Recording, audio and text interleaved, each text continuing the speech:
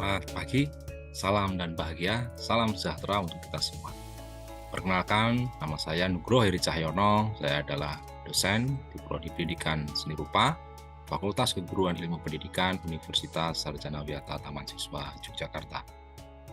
Izinkan pada kesempatan kali ini saya akan memaparkan PDD UKT-PT atau pernyataan diri dosen unjuk kerja Tridharma Perguruan Tinggi dalam bidang pengajaran sebagai salah satu syarat sertifikasi dosen nasional 2023. Saya akan memaparkan materi perkuliahan yang saya ampu, yaitu mata kuliah seni grafis. Kenapa saya memilih seni grafis? Karena memang di dalam seni grafis itu terdapat berbagai macam teknik, dan dari berbagai macam teknik tersebut terdapat berbagai macam karakter dan keunikannya. Sehingga saya tertantang untuk mengeksplor lebih dalam tentang teknik-teknik yang ada di dalam seni grafis. Selain itu, saya juga lulusan dari sarjana dan pasca sarjana dalam bidang penciptaan karya seni grafis. Oke, mata kuliah seni grafis ini dengan kode PSR 21212 adalah mata kuliah wajib tempuh dalam semester 2 atau semester genap dengan bobot 3 SKS dan terdiri dari 1 teori dan 2 praktek. Jadi tidak hanya berkaitan dengan teknik atau praktik, mahasiswa juga dibekali dengan pengetahuan-pengetahuan tentang seni grafis. Ada sekitar 15-25 mahasiswa di dalam setiap kelasnya, sehingga dalam satu semester kita bisa memuat 3-4 kelas. Dalam perkuliahan ini saya dibantu dengan tim teaching saya, yaitu Dr. Muhammad Rusnoto Susanto, SPD MSN. Beliau ini adalah senior saya, dan juga beliau ini adalah ketua rumpun mata kuliah seni murni.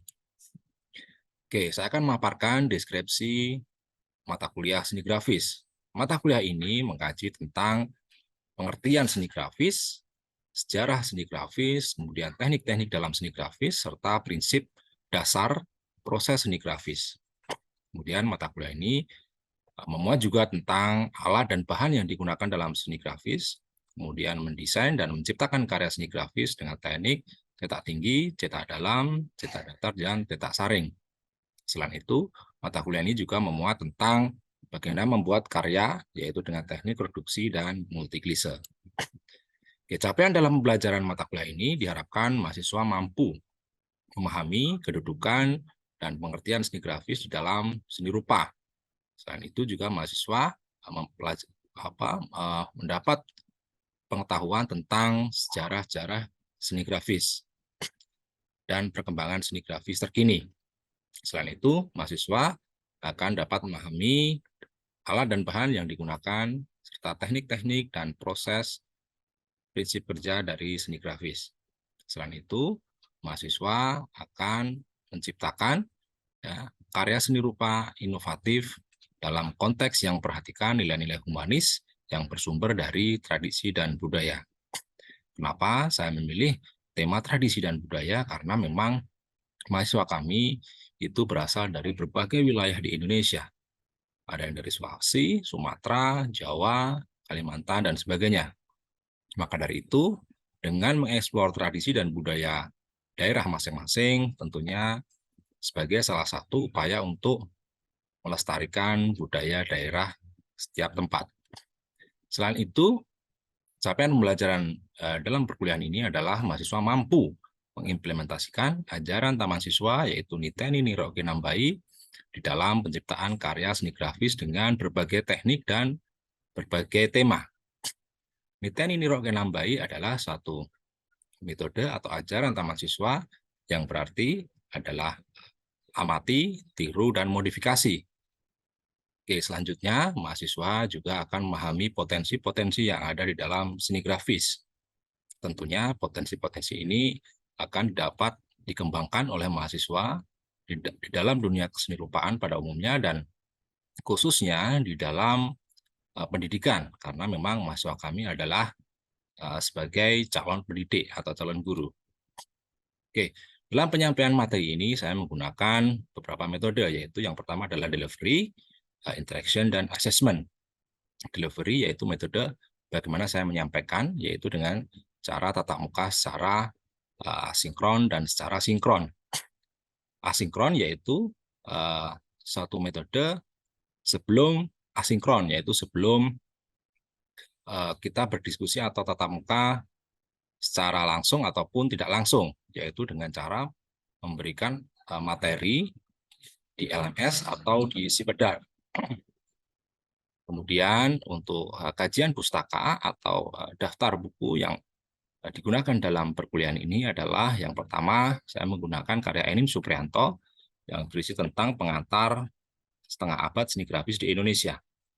Kemudian ada juga karya Budi Wirman, yaitu seni grafis dan perkembangannya ke desain grafis.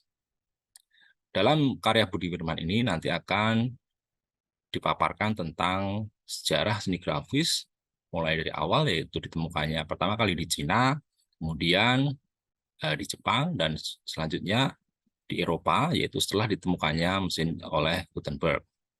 Kemudian sampai ke seni grafis di dalam dunia percetakan. Oke, dalam metode selanjutnya saya menggunakan ceramah interaktif, yaitu dengan menggunakan PowerPoint. Biasanya ada beberapa materi, yaitu materi tentang pengetahuan seni grafis dan contoh-contoh karya dan contoh-contoh kasus dalam seni grafis.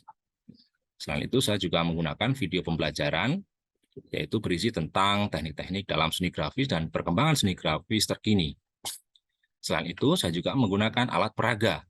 Alat peraga ini ditujukan untuk menjelaskan beberapa teknik-teknik yang ada di seni grafis, karena memang dengan alat peraga ini mahasiswa akan mudah memahami konsep-konsep atau prinsip kerja seni grafis. Sebagai contoh, saya menggunakan alat peraga stempel sebagai penjelasan dari teknik cetak tinggi. Selain itu, saya juga menggunakan demonstrasi, yaitu mendemonstrasikan proses penciptaan karya seni grafis dari mulai membuat desain, membuat klise, terus penintaan, sampai dengan proses penciptaan karya seni grafis. Selain itu, ada juga penugasan, yaitu mahasiswa diberikan tugas untuk menciptakan karya seni grafis dengan berbagai teknik dan berbagai tema. Selain itu, ada juga tentang ujian. Ujian ini nantinya ada dua, yaitu UTS dan ada UAS. Oke, materi-materi dalam perkuliahan seni grafis. Yang pertama adalah pengetahuan tentang seni grafis, kemudian ada kedudukan dan posisi seni grafis di dalam seni rupa, kemudian ada pemahaman tentang teknik-teknik seni grafis, yaitu cetak dalam, cetak tinggi, cetak datar, dan cetak saring. Kemudian ada juga tentang kesejarahan, sejarah seni grafis dan perkembangan seni grafis di Indonesia, di Jepang, kemudian ada di Eropa, dan ada juga di Indonesia. Selain itu, ada juga pengetahuan prinsip kerja dan alat bahan, serta tahapan proses penciptaan karya seni grafis dengan teknik cetak tinggi, cetak dalam, cetak saring, dan kemudian cetak datar. Oke, selanjutnya materi kuliah kali ini bagaimana nanti menyajikan karya-karya mereka atau karya-karya mahasiswa sehingga siap pamer. Yaitu yang pertama yang bisa dikaji yaitu tentang bagaimana mendisplay atau menyajikan karyanya, yaitu dengan edisi, penulisan deskripsi, kemudian ada juga dengan bingkai. Selain itu, mahasiswa juga diharapkan mampu menganalisis dan memberikan masukan karya-karya mereka dengan diskusi bersama. Oke, selanjutnya tentang interaction, yaitu collaborative learning secara daring ataupun luring.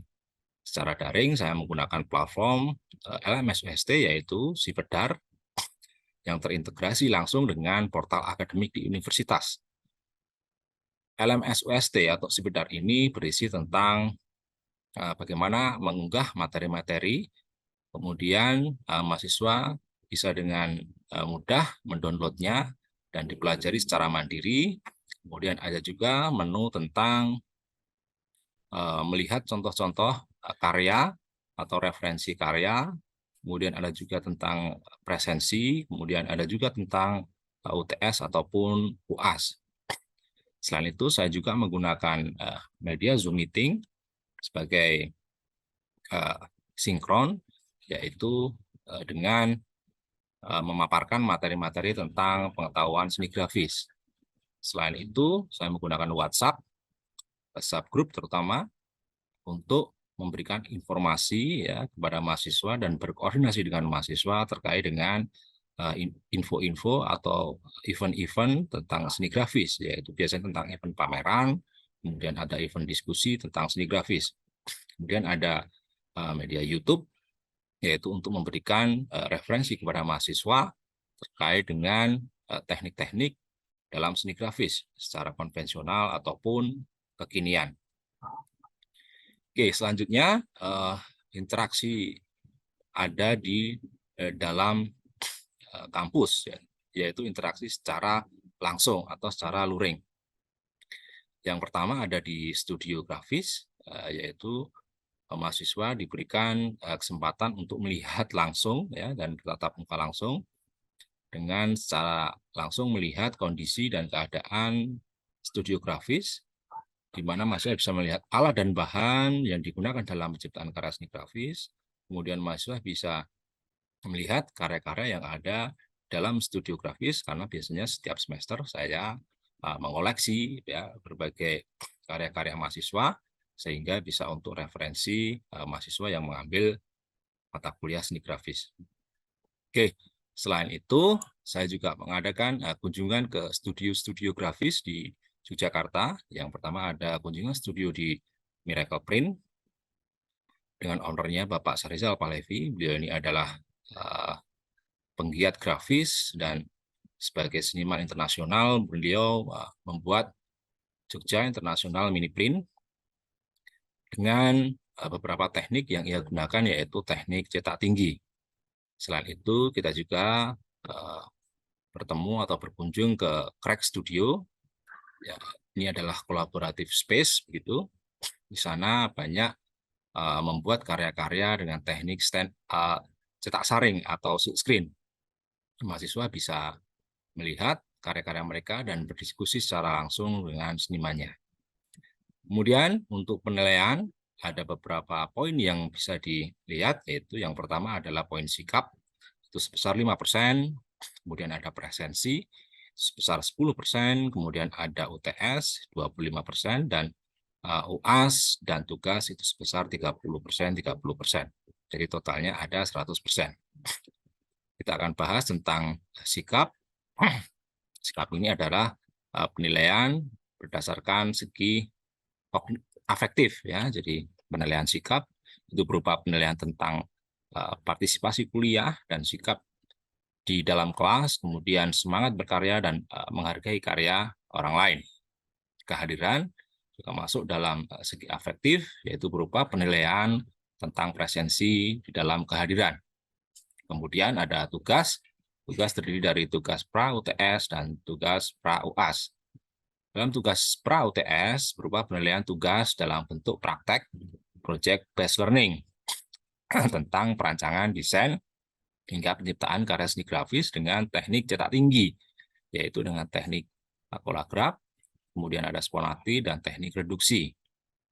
Kemudian tugas pra-UAS itu ada tugas dengan penciptaan karya seni grafis dengan teknik dry point dan juga teknik stensil.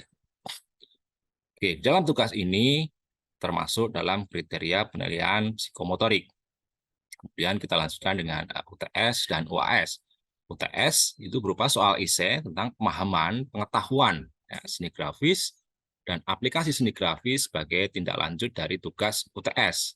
Kemudian untuk UAS adalah berupa soal esai dan juga checkpoint tentang pemahaman pengetahuan seni grafis dan aplikasi seni grafis sebagai tindak lanjut tugas-tugas pra-UAS. Begitu pemaparan dari saya. Untuk selanjutnya kita simak video pembelajaran yang pernah saya lakukan dengan mahasiswa melalui media Zoom Meeting. Selamat menyaksikan. Terima kasih. Ya, selamat siang semuanya. Salam dan bahagia. Salam. Salam. Salam sejahtera untuk kita semua. Salam, Om Swastiastu, Namo Buddhaya, salam kebajikan.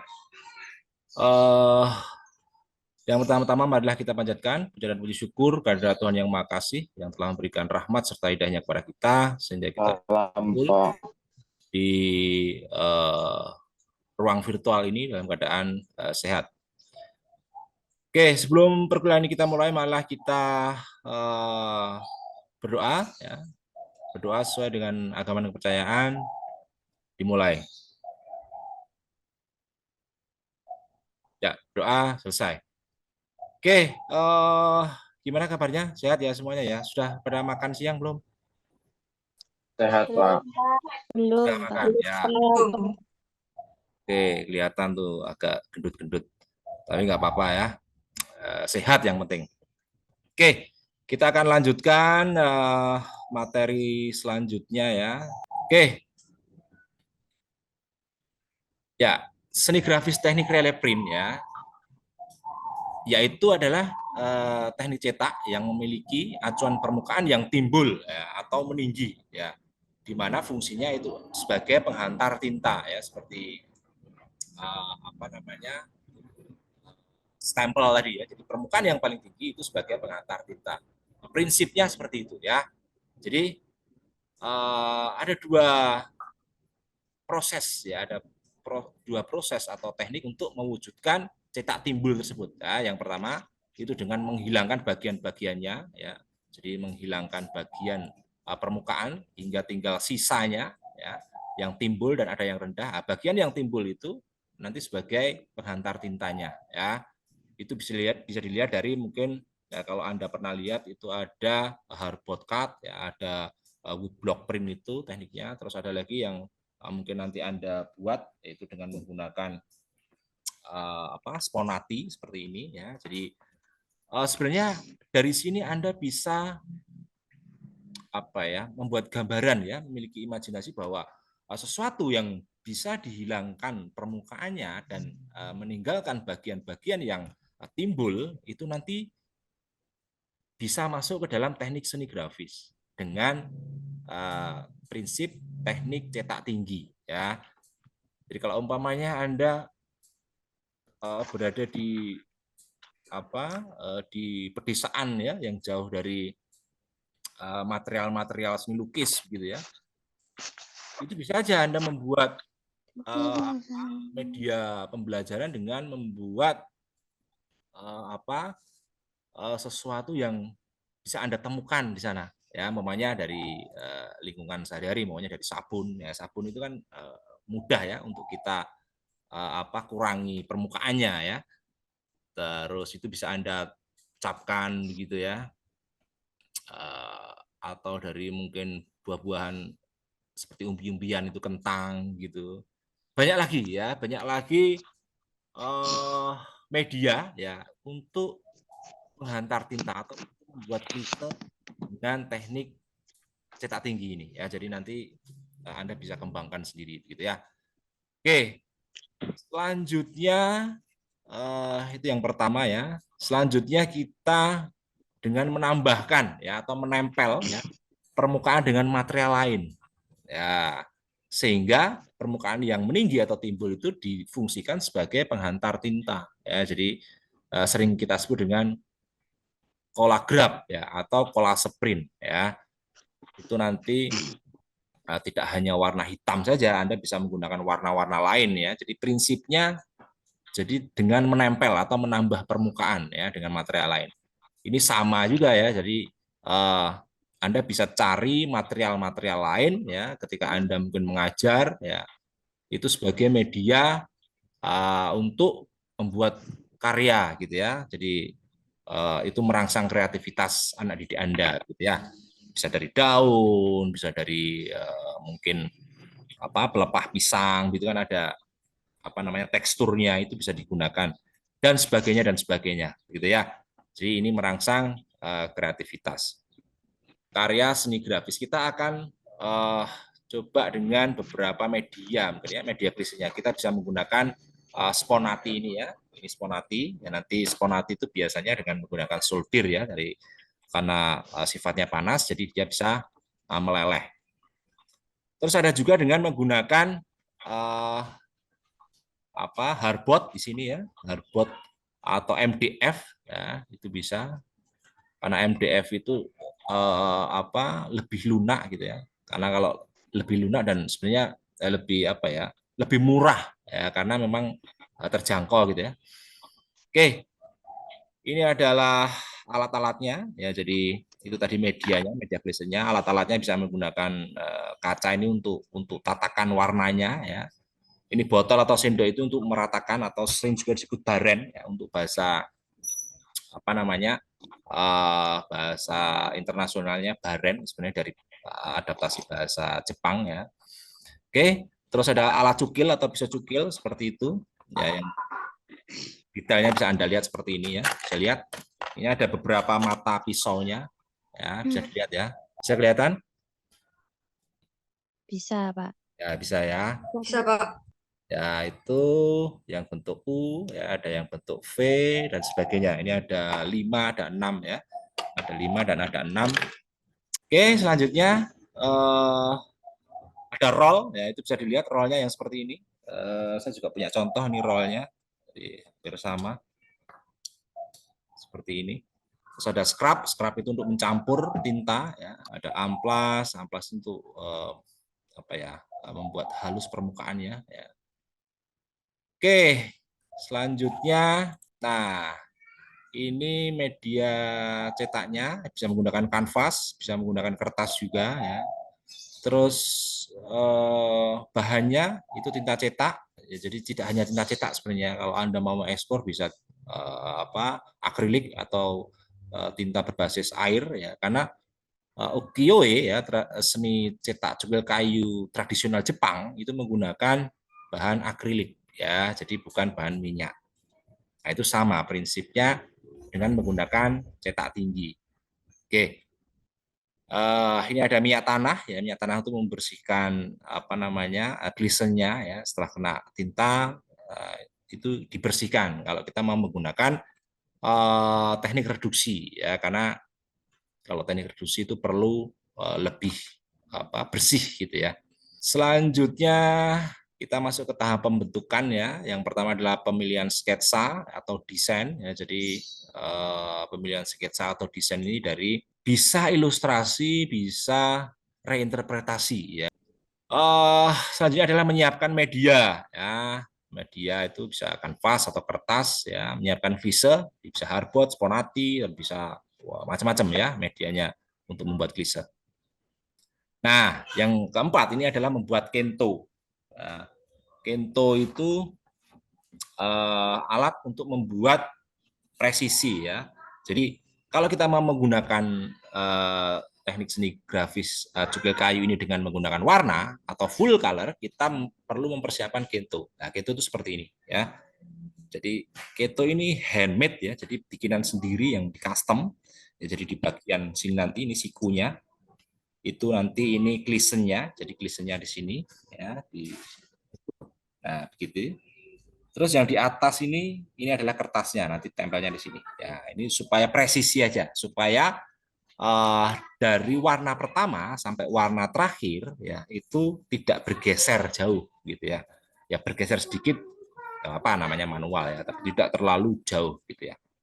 Oke, membuat klise cetak yaitu dengan cara kalau sordir ya Anda sordir ya, terus yang cukil ya Anda cukil ya, bagian yang nantinya tidak terkena tinta.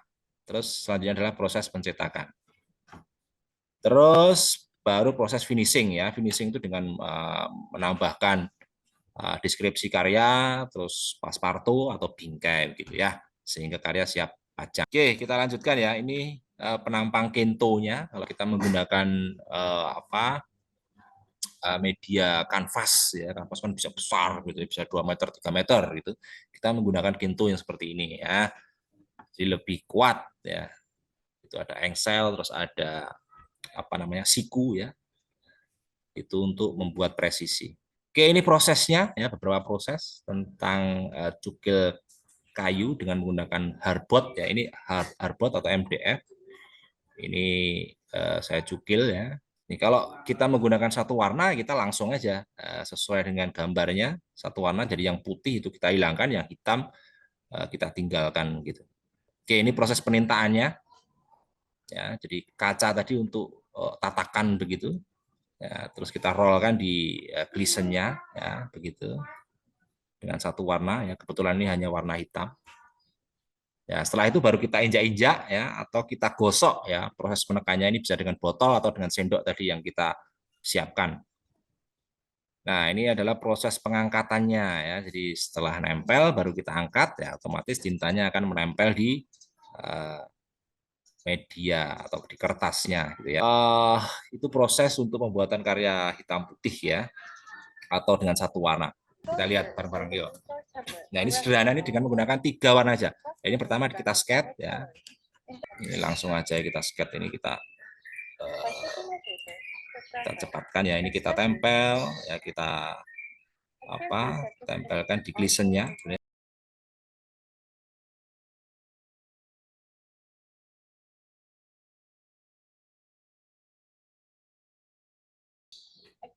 Nah, ini pisau cukilnya ya. Jadi macam-macam ya pisau cukil itu, ada yang seperti ini, ada yang seperti yang saya tadi. Nah, ini kita hilangi bagian-bagian yang tidak terkena tinta ini, di luar background, di luar objek ayamnya ini dihilangi ya. Terus hanya ada putihnya ini untuk mata ya, dan sebagainya dan sebagainya. Ini hanya sedikit putihnya di dalam, cukilan di dalam ya. Oke, ini warna yang pertama nanti bisa. Nah, ini untuk warna pertama ya, urin.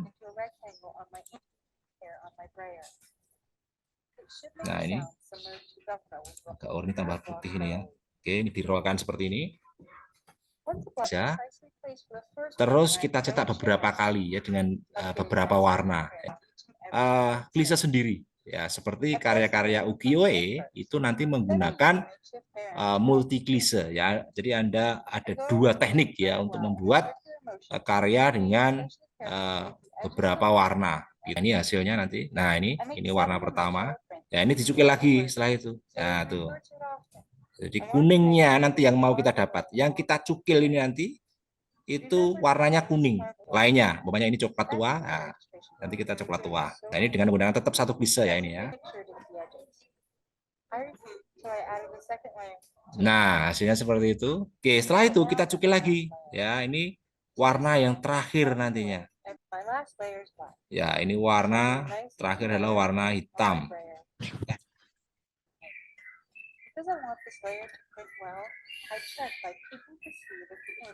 Oke, bisa dicek. Nah, ini hasilnya. Jadi ada warna 3 warna ya, ada warna oranye, terus merah sama hitam. Paham ya kira-kira ya? Paham. Mungkin ada yang mau ditanyakan. Pak, mau tanya Pak. Ya. Kalau dari semua bahan itu enaknya pakai mana ya Pak? Untuk yang teknik ini cukil kayu ini.